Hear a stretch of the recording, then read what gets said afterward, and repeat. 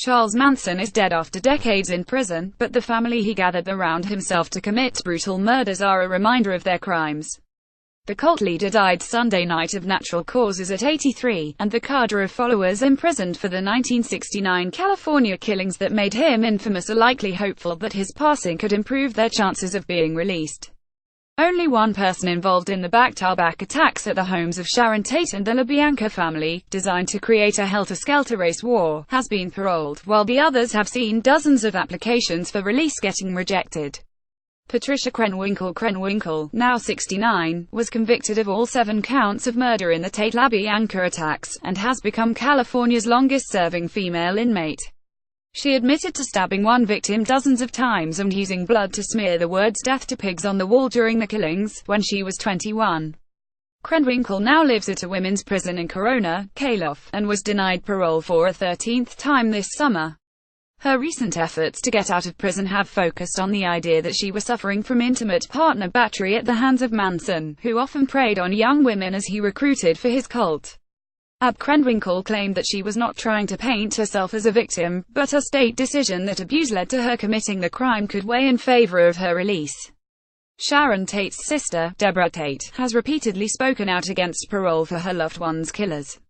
It is not immediately clear if Manson's death will make parole more likely, and a lawyer for Krenwinkel could not immediately be reached for comment early Monday. Leslie Van Houten, now 68, was also a young woman at the time of the crimes, and has joined Krenwinkel in making repeated failed attempts at parole. She was not present at the murders of Tate and her friends, but joined Manson himself when he took followers to the LaBianca home one night later. Van Houten was convicted of repeatedly stabbing Rosemary LaBianca, who she held down as her husband was attacked. She has been recommended twice for release by parole boards, each time igniting debate about the appropriate punishment for the grisly killings, whether she would still be in prison if not for the infamy of her crime, and how to do justice for the victims' families. California Gov. Jerry Brown rejected the first possibility of parole last year, and is currently weighing whether to oppose, approve or take no action in a recommendation for release from this September. Charles Tex Watson, 23 at the time of the murders and now 71, was known as Manson's right hand during his string of violence. With Manson absent from the murders of 5 people at the Tate home, those involved followed the instructions of Watson, who also stabbed the victims. The native Texan fled back to his home state after the crimes, and was tried separately from the cult leader and his young women followers after being extradited back to California. He has since started his own Christian ministry from Mule Creek State Prison and has fathered 4 children during conjugal visits from his now ex-wife. Watson has been denied parole 17 times, and also made headlines last year for reportedly sending a letter to Wikipedia editors demanding changes to his page.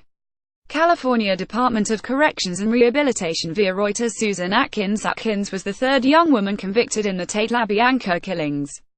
Like Krenwinkel, Van Houten, and Watson, she originally sentenced to death but later received life in prison and died there of brain cancer in 2009.